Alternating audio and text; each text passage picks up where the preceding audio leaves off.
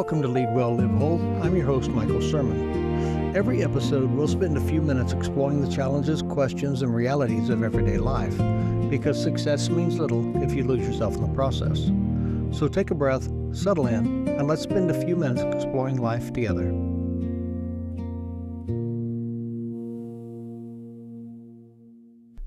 All right, we're back with Dr. Susan Babbitt for the second half of our conversation on what it is to grow more glorious, or what it means to get older. So, Susan, welcome back. Are you ready to keep on going with our conversation? I am. You've made this so easy, and it's a lot of fun to go through all this. So thank you. To make my brain go through this. Thank you very much. No, I'm ready. I'm ready. All right, we appreciate it. Tammy, welcome back. Thank you. It's good to be here. All right, let's get this party started. Hi, Tammy. Hi, Susan.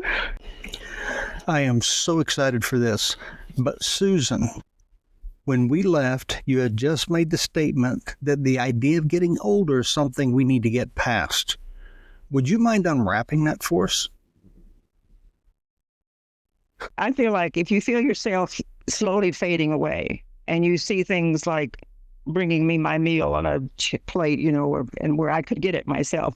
Yeah. Let the person do what they can do themselves. But it's very thoughtful to be that way. But if you feel that you're slowly fading away, start planning your next decade. Yeah. Experience the thrill of coming together. Yeah. That you're not. They used to have a saying on the A team, and the main guy would say, "I love it when a plan comes together." Yeah. Yeah. And I do love it when a plan comes together. And so I don't want to stop that. I want to keep it going. I want to embrace those new chapters and not worry about the final chapter. Right. So part of that you talked about earlier, and that's downsizing and getting rid of the superfluous stuff, the things that really may only mean something to you because of the memory attached to it. But it's more than that, isn't it? Because at some point you have to look at, do you need a smaller home? Is there assisted living in the future, right? What are the financial realities of aging, right? Exactly. So how do you make those plans without feeling as though you're giving up on the life that you're living right now? Because you don't stop living, right? Okay. I'm in the middle of that. I don't like it. Okay. I don't like having to think that I'm going to give up my home. I don't like thinking I'm not going to have the things that I like having around me.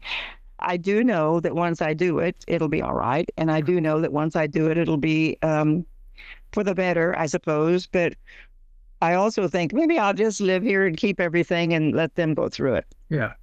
But it's something I don't really like having to deal with right now. And also the financial part of it. We're living around now. We've always heard about a fixed income, but now we are on a fixed income, and it is different, especially with everything getting more expensive. It is different. You've got to think differently. You've got to start working on how you do all that. Yeah, that's true. And it isn't fun. Yeah, but it's necessary. It is necessary. But even in all of that, there's purpose. We talked about that earlier, right? We each have a purpose. I think it's a God-given and created purpose and a calling upon our lives. And I think it's important that anybody listening to this, they understand that you haven't stepped away from life, right? You're still very active. You just changed the way you're active. You're involved in fundraising for the Ward-Wiseman Animal Shelter. You can continue to speak publicly as you have opportunities, and you continue to find ways to contribute. But you did use a phrase earlier that caught my attention. It's when you said my last productive years. So when you use that phrase, what does productive mean to you today? Meaningful, doing things that I'm not going to just sit back. I'm a librarian. I'm not going to just sit back and read every book in the library. I'm going to stay active. I'm going to be part of the community, do the things that help the community, do the things that help our family. And just be active, be part of it, not just, like I said, I don't want my grandchildren just to walk in and think they're going to always see me sitting in the same chair. Yeah. That I'm up and out and about. Yeah. Did that answer that? It does, absolutely did. Yeah. How has that changed from how you would describe productivity or define productivity 20 years ago? Well, when I got the job at the library, they put out a weekly book newsletter or whatever. Yeah. And in that newsletter, you were supposed to put down all the things you were going to be doing at the Collinsville Library. I guess it was by the month, for that month, the different activities you were going to have and all that. Yeah. Well, I thought that would be, I like that kind of thing. So I had filled our Collinsville column with all kinds of stuff. Yeah. And we had a meeting every 2 weeks that all the managers would get together. And one of the girls said to me one time, she said, "You're really making us look bad." Yeah. And I said, "What?" And she said, "You're doing all these activities and we don't do all those activities." I said, "Well, I thought I was supposed to be doing all those activities." Right. But I don't know how that fits into what you just said, but I've always been overactive. I've always thought, get your name in the paper every time you possibly, not my name, but every time you possibly can. If you're working at the library or wherever you're working, that organization is being talked about, that you don't become a non-thing. Oh, yep. And so getting that done means I have to think of a lot of different things to do it. Yeah. I have a lot of different projects, a lot of different speakers who come to this library and talk, or different things we did with the students at the school system. So that was all what I did early on. And my mind doesn't stop. And sometimes I don't want it to stop, but kind of wish it would stop. Right. I understand. And I don't know if that answered what you're asking. Oh, it did. It did. But, one of the things that, as you're talking through all of that, we've anybody that is really successful has probably been in that same conversation where people are telling you to slow down, stop doing this, stop doing that. But if you're not careful, it really just does about becoming busy and not necessarily meaningful and productive. And you were always very careful about making sure there was a purpose and intent behind what it was. It wasn't just busy work. But now in this season of your life, right, you want to be busy and you want to be doing this stuff. Have you had to adjust your focus on how you find the meaning and productivity in that, so it's not just something you're busy to be busy so they don't find you sitting in the same chair? I believe that when I do public speaking, right, I thoroughly enjoy it. I thoroughly enjoy connecting with these people. Yeah. Now, I've never done it where I just had to speak like I am to you now. I've never done that kind of public speaking. But what I love to do, and it's not because I have to do it, it's because I love doing it. Right. And I love being able to, I'm in an organization and we do a lot of different things around the town that's for the school. Yeah. And it's very nice to be able to do all of that and to be, have a reason and have a purpose. I don't do it purposely. Right. I do it, with no purpose. I do it so that so that other people benefit.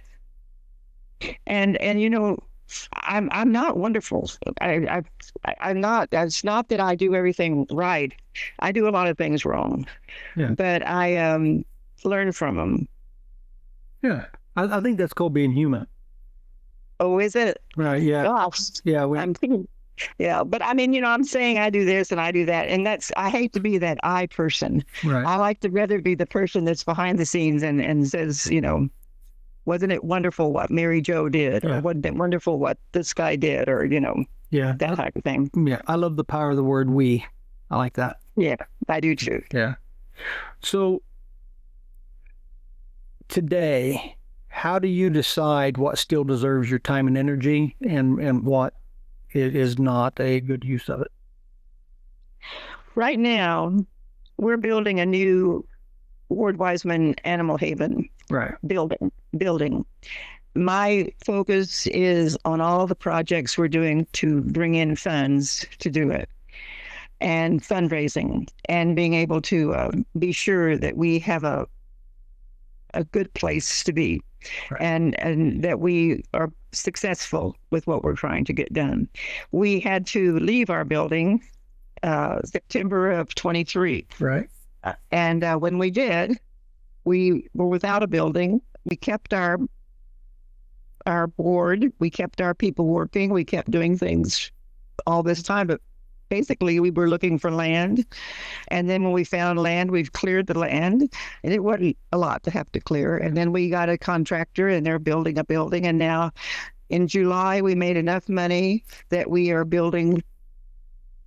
We continue building in August. And the contractor knows that if we run out of money, we stop until we have the money. So now my focus is making the money for in August for September. Okay, that makes sense. And so that's basically what I'm working on. Okay. So, and I would be happy to speak to anybody, anywhere about Ward-Wiseman Animal Haven. Well, how do they get hold of you? Oh, well, I can. What should I do with that? Give him my phone number? No, absolutely not. Give me your information, and I'll make sure it's in the notes. Okay. In the footnotes of this, right? And anybody that wants to get a hold of you, they can reach out to us here at Lead Well Live Whole, and then I'll make sure that information gets to you. But you don't want to give out your phone number on public things. I think it's on a lot of walls. I'm sorry about that. My pen ran out eventually. So I do know that we live in the country, and I know right at our driveway there must be some kind of a thing that's been put there that said, if you don't want your dog or cat anymore, leave it right here. Oh, well, your name's associated with Ward-Wiseman. Absolutely. Yeah, no, that's pretty cool. So yeah, I think it's exciting that you're still actively fundraising for Ward-Wiseman. That you have the murder mystery dinner coming up, right? With the auction involved. I think that's really cool, and I really hope that we get some people reach out to you, so that you have more speaking opportunities, because you have a lot to share, and I'm excited about that. I've got a lot of years to gather it up. Yeah. Oh yeah. Nope, that's what you're supposed to do, right? They said that, the energy or the strength is the wisdom of young men, and the gray hair is the wisdom of the old. So yeah, I think that's I think that's accurate, right? You learn to do things smarter and better, and you want to pass that on. So I keep going back to this, right? Because every morning when I get up, and each day it seems like I'm a little more tired, and with you, it seems like your energy level just kind of keeps building and going. But what is it that makes you want to continue contributing? I mean, why do you not say, you know what, I've done my part, it's somebody else's turn now?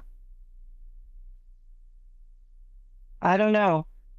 I've just never been like that. I'm the oldest of 4 children, and from the time we had other children, I was there taking care of them, and that's been my life. Right. And I've always, I don't know. I think you're built a certain way. Yeah. Yeah. Your mind is a certain way. You're built a certain way. You have certain desires. And I'm blessed. Honestly, I'm blessed to be that way. I don't want to be where I don't. Of course, that's because that's the way I am. But I don't want to be non-productive. I don't want to be just taking up space. Yeah. No, we're the same way, and I've always described it as though it's something in you that's just bursting to get out. Yeah. Yeah, and each time, each creative process, it's almost like giving birth to it, without all the labor pains. But you do. I don't know. It's just there. You can't stop yourself from not doing it. Nope. And when I was over so many different people and doing all the things that we used to do, I'd wake up at 2 a.m. with a problem I've gone to bed to. Yeah. And I am absolutely certain that God said, okay, here's what we need to do. Yep. And that I've always appreciated that. Yeah, me too. I think he speaks to us when we finally shut up enough for him to be able to hear it. And yeah, for me, that was 3 o'clock in the morning, I think. I like to say I try to keep God on my shoulder and his voice in my words. Yeah, I like that. And, yeah. So that's what I try. It doesn't always work. Yeah. No. I always think I have to help him. Yeah. Oh, I know. He doesn't need our help, though. He just needs our faithfulness and obedience. Right. But it's hard not to help. Now here's a challenge, though. as we've gotten older, seem like society itself or the culture assumes that because we're older that our usefulness or our ability to contribute has somehow diminished. Do you find that to be true? And if so, what do you feel that older generations still have to offer that society in general is overlooking? The experience that we've had all our lives. Yeah. The experience. I don't feel like I have to stop. I don't feel like that my thoughts aren't valued. Once in a while, maybe they're not, probably not, but I feel like the older generation has just as much to give, if not more, than the younger generation, because look at all that we've lived through. Yeah. Yeah. So I don't worry about that. Okay. Good. So think back to when you were younger, right? And the things that seemed incredibly important to you, do they seem just as important today? And Yeah. if not, they do? They do. Okay. Is there anything that was important then that you feel there's something else more important today? I don't know. My family's always been important, so that's always been top for me, and they still are. My friends, and one thing is I do more of now is taking care of older friends. Yeah. And that's important that we can still do that. Right. I don't want to lose my car keys. Yeah, I'm with you. Yeah. And I know that's a possibility. Someday they'll come take them away from me. Yeah, Tammy threatened to take mine the other day when we were driving through Oklahoma City. So, but so in our notes though, there was you wrote a question in the notes, and that was, how does one cope with being the one left behind? So you just talked about the older people that you're working with, and that you want to help and all that, but there comes a certain point that they are going to leave us, right? So how do you continue looking forward while you're trying to honor those people and those memories? Because it's easy to get so backward looking that we lose that forward looking face. As it is right now, I don't have that backward looking, because what I'm doing with Ward-Wiseman is brand new. Okay. And so I'm forward looking. My children are all either going, my grandchildren, they're going to school. My great-grandchildren, several of them started school today, and I got pictures of them going. Yeah. And all of that is forward thinking. I don't think that many older people sit back and don't think forwardly. Right. I think they maybe aren't, people don't think they are. I don't know. I think it depends upon me. And I think what I have to do is not fade away. I start planning my next things to do. I start getting people involved. I'm starting right now a huge new list of volunteers to come and work with Ward-Wiseman. All that type of thing. You don't have time to look backwards. Well, and I think people have a hard time telling you no anyway.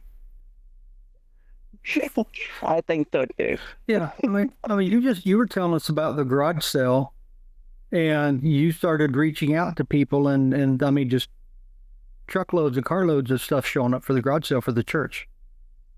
Well, and that was all for Ward-Wiseman. We were at the Baptist church, but every one of us, and there's a board. We have a board, and every one on the board was getting hold of everybody they possibly could, and said, "We need your things." And it was a good cause.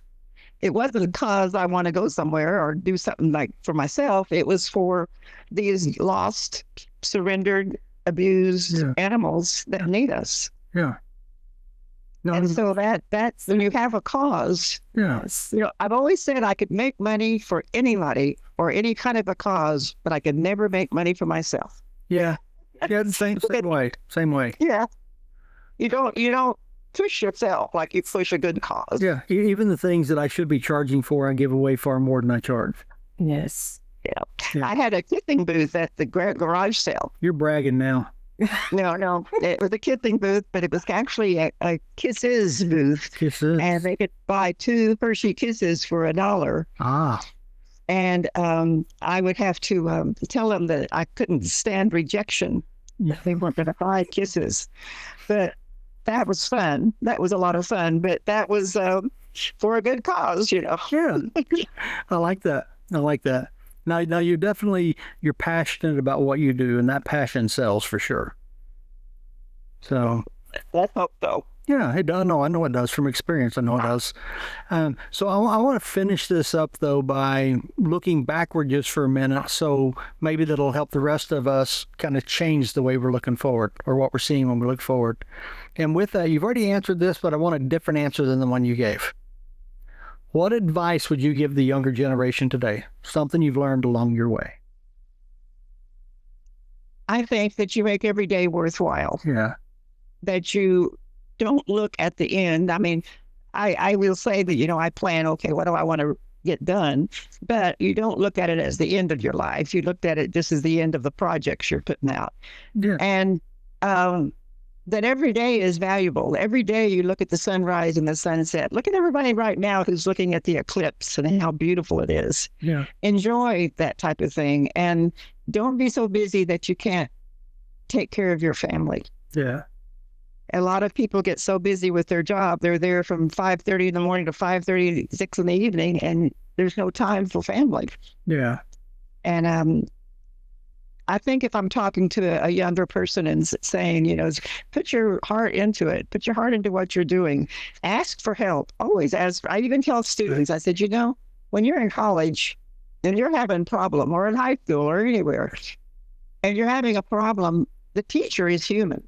Right. Just say, I'm not getting this concept. Can you please help me? And they would be happy to help you. And they will then also understand that you're not just ignoring it and that you want to get it done. You just weren't sure how to do it. Yeah. I want people to ask questions and to ask for help and to be helped. Yeah. I found that approach to be useful even in bringing late library books back. I wanted to get them here on time. I need your help. So. But we didn't mention how many times I could waive your fee. No, we did not. We did not. We absolutely did. And we're not, and I'm going to edit that out. So. Oh, no. I have the power of the edit. So.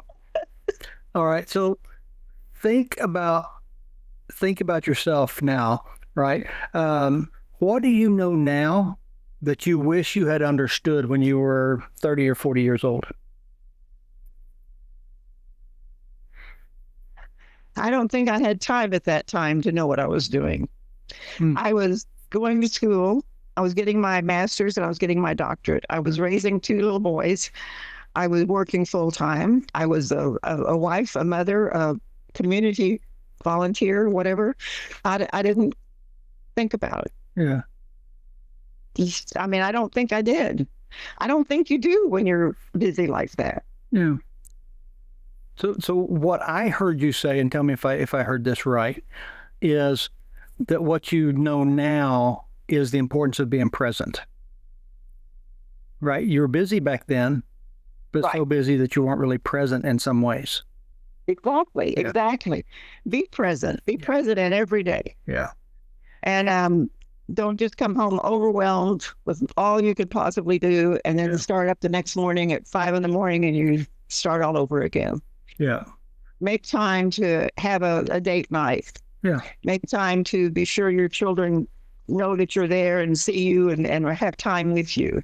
Make sure that the people who live around you who might be older or need help, get help from you. Mow the lady's lawn next door, that type of thing. Yeah. We're here to take care of each other. I agree. Yes. Yeah. Yeah, no, I like that a lot. Yeah, you're going to have to listen to next week's podcast because on the Tuesday podcast will be about I see you, right? On seeing people around you, truly being present with them, looking at them past the superficial part of it. And don't butt in when they're talking and don't be thinking about what you're going to say while they're talking. Listen. That's right. That's very true. That's very true. Because a lot of times what's being said... You've actually talked on some of your podcasts about how when you were younger that if you weren't careful, a lot of times when a conversation is taking place, you cannot really be present in the conversation because you're so many steps ahead trying to figure out what it is you want to say next. Yep, that's true. right. That is true. The skill you have to learn that you don't do that. It is, and then sometimes you never learn it, but sometimes you learn it painfully. Yeah, that's true. Or you can do the wise way and listen to Susan and learn it now. That's right. Yeah, right. So what do you think, though, Susan, it is that younger people misunderstand about us folks who are growing older? That we're past our time. Mm.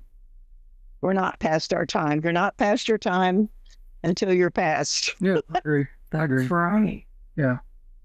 No. And then maybe you still will have left some great nuggets of information that they can use. Yeah.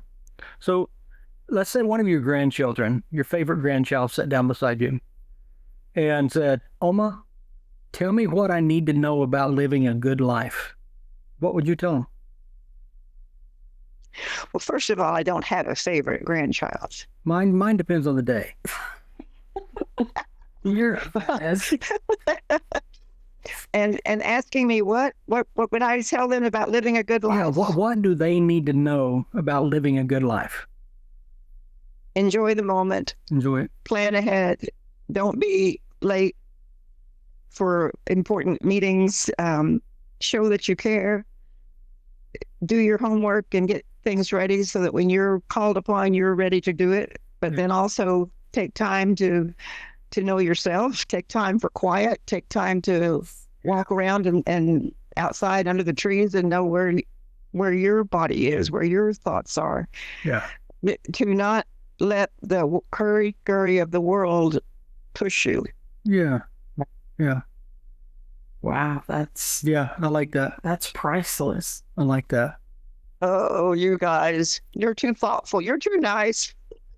No, Why? Why are we? Single thing That was good. That is very thought provoking. It is. It's worth sitting and really pondering on the importance of all those things. Yeah. Very valuable. Well, thank you. I appreciate that. That's another thing I've learned.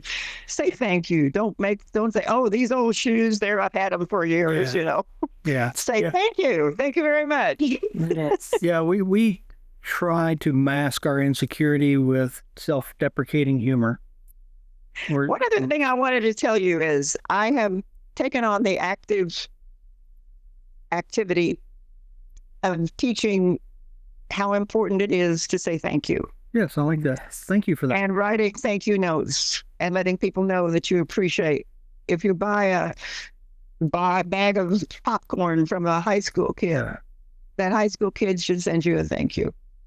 No, So I've started making little kits that have return address labels in them and the thank you notes and for all my grandchildren and stamps, and then even showing the little ones how to address an envelope, that type of thing, so that they start the process when they're young of thanking people. I like that. That is so sweet that you said that. My, well, she's my ex-sister-in-law now, but when our nieces were little, anytime we got them a birthday gift, they would sit down and write us a personal thank you card and send it to us in the mail. Yeah, that's very important that they learn that really early on. So I've made about 12 of those packets, and they and what they really love the most is I do a return label with their name and their address on it. Oh, yeah. So that's kind of cool. They probably haven't seen their name printed before like that. Yeah. So it's funny you bring that up. I think that I have 2 or 3, 4 handwritten notes from CEOs and leaders that I've had over the years where they just wrote a handwritten note and sent it to me, acknowledging something that had happened. And I'm 60 years old, and to me, those are still very important, right? I look at them, and it's like the emotion wells up as what happened just then. You still have every one of them. I still have every one of them. I'm going to keep every one of them. Mm-hmm. So what you're talking about is 100% true, right? Right. I agree. And, they do all these evaluations and all that stuff now. Yeah. But used to, when just a handwritten note from someone saying, you really helped me today, or you really made a difference, or whatever they're going to say, it hits a certain spot in your head and makes you realize that you've done something worthwhile. Yeah. So when I travel, I'm going to pick up the phone and call Tammy every night. But when I leave, Tammy will have tucked in my bag somewhere, she'll have a card or a note written for every day that I'm going to be gone. And then I open that, and that's just that reminder of her, of our that's love and our perfect. bond. Yeah, And that's great. I still have them, right? I keep them because there's value to them. And see, that's the thing that I don't want to throw away. And they're going to say, "Why'd she keep this?" Yeah. Oh, we just got went through some papers from Tammy's grandmother, or I guess we got them anyway. They were her grandmother or great grandmothers from back in the day, but it had these little handwritten notes inside of some of the books, and one of them was just these notes about Daddy got a brand new goat. Right. Yeah, it was my grandma. Your grandma, yeah. And it's about Daddy got a brand new goat, and I ate all this. So I took it and I put it to music, and I'm playing with it. Then we got to look, and it actually was a folk song that was sung back in 1910 and 1920. That, oh my goodness! I guess she just wrote it so many times or sang it so many times, she just finally wrote the words down so she wouldn't forget them.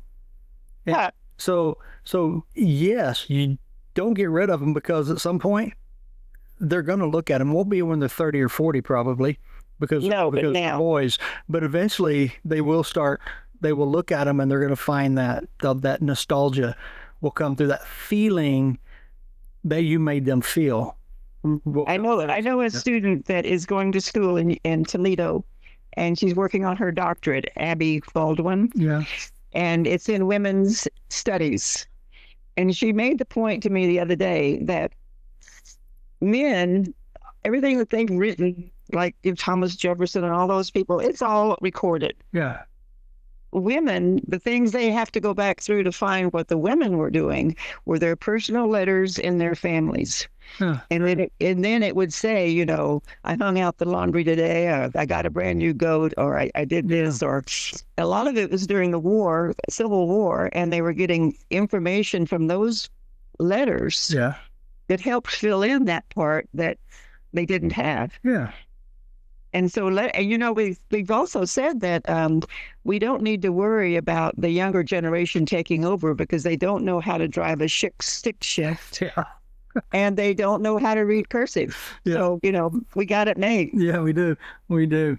We found Mom's journal, some of her journals, and Tammy has some of her mom and dad's Bibles and stuff, and we love going through reading the notes and the journals, especially. It's kind of everyday stuff that's written down in. Right. Yeah. So, and that's important. Yeah. All right. Well, Susan, we really appreciate your time here today. And I know we've talked about being seen differently. We've talked about changing roles in the family, how letting go of some things, planning what's ahead, and hopefully continuing living life with purpose through it all. And a few other fun moments in there. But when someone finishes listening to our conversation today, what's the one thing you hope they understand differently about getting older? That they should enjoy it. Don't see it as a burden. See it as a part of the reward. It's a gift. It's a gift from God that you're a little older. You're being able to see your family grow up. You're being able to see the changes in the world. My grandmother was born in 1899, and she lived to 2001. She lived that entire area. She went from the very basic thing life to flying all over the place to see her grandchildren in an airplane. Yeah. And look what she got to see. And just think about what you're getting to see and what you're getting to experience and be a part of. I mean, just think about our lives, right? From black and white televisions or radios to through computers and space travel and all of that stuff. Right. Exactly. Yeah, it changes. All the things we're part of. Yeah, it changes so fast, so fast. All right. Well, Susan, you have anything else you want to share before we close out? Well, I have a very good friend, Patsy Hinkle, and Patsy died several years ago from Alzheimer's. Right. She was an American, but she had Greece, and the Greek people were in her somehow. Yeah. I think she was reincarnated. I don't know. She learned their language. She learned everything about it. She was one of the few people that had the permission of the Greek government to be a tour guide. Really? Because she knew so much about it. She had her almost her doctorate and all of that. Wow. And when we would have a glass of Greek wine, we would always say Yamas, which is cheers. Yes. In Greek. Okay, can you say that word one more time? Yeah, it's Yamas. Okay, Yamas. Yamas. And when she passed away, I did her eulogy. Oh. And I held a glass, pretend glass. I didn't hold a glass, but I held a pretend glass up in the air and said, Yamas, Patsy. And her granddaughter, who she raised, put Yamas on her headstone.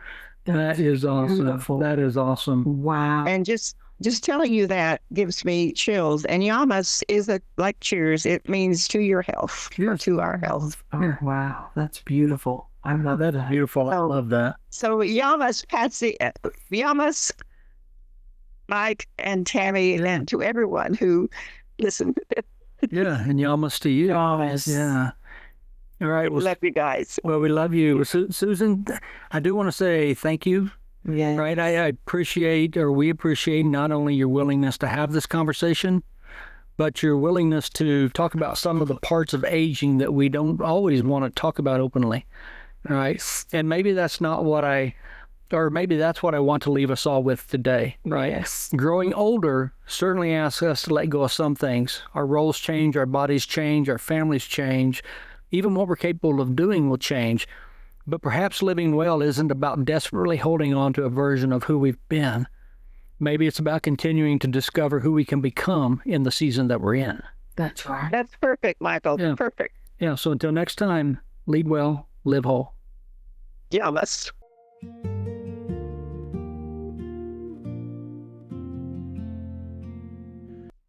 If today's conversation raised a question you've been wrestling with, I'd love to help. I offer one-on-one coaching for individuals navigating pressure, transition, and important decisions.